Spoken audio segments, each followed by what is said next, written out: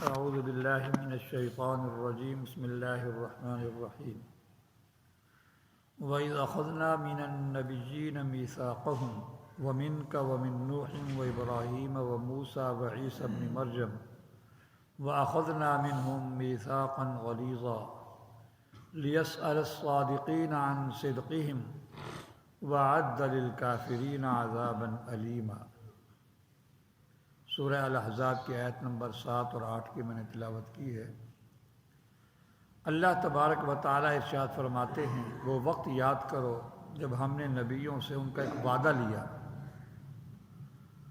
پھر خاص طور پر چند انبیاء کا تذکرہ فرمایا، وَمِنْكَ وَمِن نُوحٍ وَإِبْرَاهِيمَ وَمُوسَىٰ وَعِيسَىٰ ابْنِ مریم، آپ سے بھی اور نوح علیہ السلام سے بھی اور ابراہیم علیہ السلام سے بھی اور موسیٰ اور عیسیٰ ابن مریم علیہ السلام سے بھی۔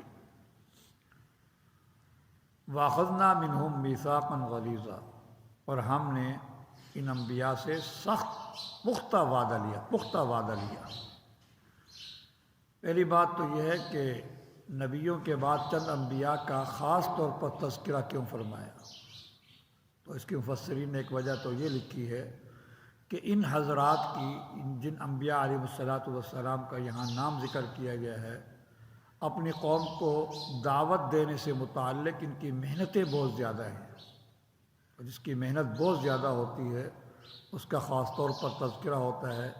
تو ان انبیاء علیہ السلام کی اپنی قوم کو دعوت دینے سے متعلق محنتیں اور مشقتیں اور تکلیفیں بہت زیادہ تھیں۔ اور دوسری وجہ یہ لکھی ہے کہ گزشتہ اصحاب شرائع میں یہ لوگ مشہور تھے، اس لیے ان کا تذکرہ فرمایا۔ پھر آپ علیہ السلام کا تذکرہ سب سے پہلے فرمایا، مِنْكَ وَمِن نُوحٍ وَإِبْرَاهِيمَ وَمُوسَىٰ، آپ کا تذکرہ پہلے کیوں کیا، آپ کا ذکر پہلے کیوں کیا؟ اس کی کئی وجوہات لکھی ہیں۔ علامہ سیوطی رحمۃ اللہ علیہ نے خصائص کبریٰ کے اندر جو آپ علیہ السلام کی شانیں ہیں بیان کی گئی ہیں، آپ کی خصوصیات بیان کی گئی ہیں۔ ایک وجہ یہ بیان کی گئی ہے کہ آپ پیدائش میں سب سے پہلے ہیں، اگرچہ بعثت میں آپ سب سے آخر میں ہیں، آپ کو سب سے آخر میں بھیجا گیا، لیکن پیدائش میں آپ سب سے پہلے ہیں۔ ایک حدیث میں آتا ہے، حضور علیہ السلام نے ارشاد فرمایا، بُدِئَ بالخلق، تخلیق میرے ذریعے شروع کی گئی، یعنی سب سے پہلے مجھے پیدا کیا۔ وَكُنْتُ آخِرَهُمْ فِي الْبَعْثِ، لیکن بعث میں یعنی بھیجنے میں تمام انبیاء میں سب سے آخر میں ہوں۔ اسی طرح اور بھی حدیث ہیں جس کے اندر یہ مفہوم ہے۔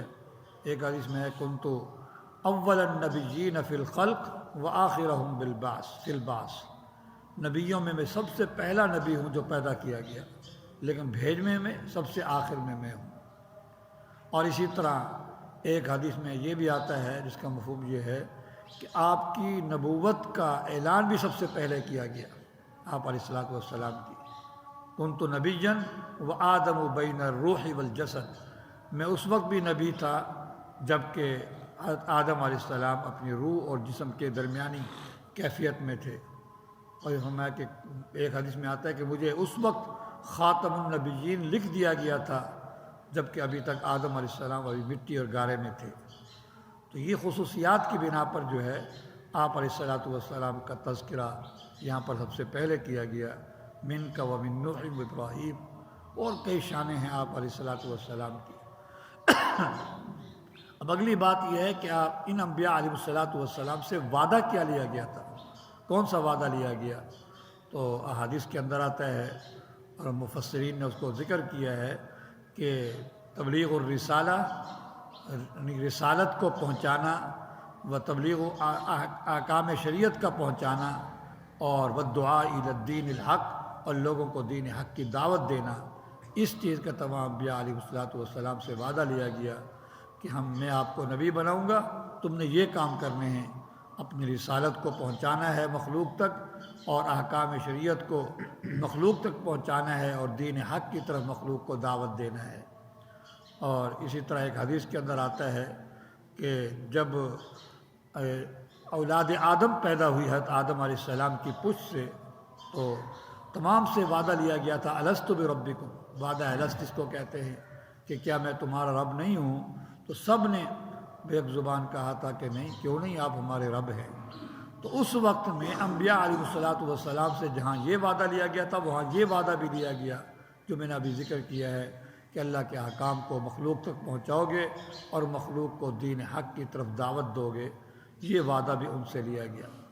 آگے فرمایا کہ وَأَخَذْنَا مِنْهُمْ مِيثَاقًا غَلِيظًا، ہم نے وعدہ لیا اور ان سے پختہ وعدہ لیا، یعنی کہ ایک دفعہ عام وعدہ لیا، پھر دوبارہ ان سے قسم دلا کر ان سے وعدہ لیا گیا کہ تمہاری ذمے جو امانت تمہارے سپرد کی جائے گی تم اس کو پورا اس کا حق ادا کرو گے۔ لِيَسْأَلَ الصَّادِقِينَ عَنْ صِدْقِهِمْ، اس آیت مبارکہ کے اندر اس وعدے کی حکمت بیان کی گئی ہے کہ ہم نے انبیاء علیہ الصلاۃ والسلام سے وعدہ کس حکمت کے تحت اور کس وجہ سے لیا، کس غرض سے لیا۔ فرمایا کہ ہم نے انبیاء سے وعدہ لیا تاکہ سچوں سے ان کی سچائی کے بارے میں پوچھا جائے، تاکہ سچوں سے ان کی سچائی کے بارے میں پوچھا جائے۔ اس کا کیا مطلب ہے؟ صحیح بخاری شریف کے اندر آتا ہے حضور علیہ الصلاۃ والسلام نے ارشاد فرمایا، یہاں سچوں سے مراد انبیاء علیہ الصلاۃ والسلام ہیں۔ انبیاء علیہ الصلاۃ والسلام قیامت کے دن موجود ہوں گے، ایک ایک نبی سے اللہ تبارک و تعالیٰ اسی وعدے کے بارے میں پوچھیں گے۔ ہاں بھئی، تم سے وعدہ لیا گیا تھا کہ تم شریعت کے احکام مخلوق تک پہنچاؤ گے، رسالت پہنچاؤ گے اور مخلوق کو دین حق کی دعوت دو گے، تم نے یہ کام کیا کہ نہیں کیا؟ تو ایک ایک کر تو نبی کو بلایا جائے گا، حضرت نوح علیہ السلام کو بلایا جائے گا۔ حضرت نوح علیہ السلام جواب میں ارشاد فرمائیں گے، یقیناً میں نے یہ وعدہ پورا کیا اور مخلوق تک میں نے دین حق کا پیغام پہنچایا، احکام شریعت پہنچایا، آپ کا پیغام پہنچایا۔ پھر اللہ تبارک و تعالیٰ ان کی امت بھی موجود ہوگی، ہر نبی کی، ان کے سامنے یہ سوال جواب ہوگا تاکہ ان پر حجت تام ہو جائے۔ مخلوق سے پوچھا جائے گا، امت سے پوچھا جائے گا، نوح علیہ السلام کی امت سے، وہ انکار کر دیں گے کہ نہیں، ہمیں تو اس نے کوئی تیرا پیغام نہیں پہنچایا، اللہ کا کوئی پیغام نہیں پہنچایا۔ اللہ تبارک و تعالیٰ پھر حضرت نوح علیہ السلام کی طرف متوجہ ہوں گے، ہاں بھائی یہ تو کہتے نہیں پہنچایا، تیرے پاس کوئی گواہ ہے؟ تو حضرت نوح علیہ السلام حضور علیہ الصلاۃ والسلام کو اور امت محمدیہ کو بطور گواہ کے پیش کریں گے کہ آپ محمد صلی اللہ علیہ وسلم سے بھی پوچھ سکتے ہو اور امت محمدیہ سے بھی پوچھ سکتے ہو۔ تو حضور صلی اللہ علیہ وسلم بھی اور امت محمدیہ بھی حضرت نوح علیہ السلام کے حق میں گواہی دیں گے کہ واقعتاً انہوں نے جو ہے وہ اللہ کا پیغام پہنچایا۔ تو حدیث میں آتا ہے کہ ہر نبی سے یہ مکالمہ ہوگا اور اس کی امت کی موجودگی میں یہ سوال ہوگا تاکہ ان پر حجت تام ہو جائے۔ تو اس طرح فرمایا کہ ہم نے ان سے وعدہ لیا تاکہ کل قیامت کے دن سچوں سے ان کی سچائی کے بارے میں پوچھا جائے، لیکن جو لوگ منکر ہوں گے، مکذب ہوں گے، وَأَعَدَّ لِلْكَافِرِينَ عَذَابًا أَلِيمًا، ہم نے کافروں کے لیے دردناک عذاب تیار کر رکھا ہے۔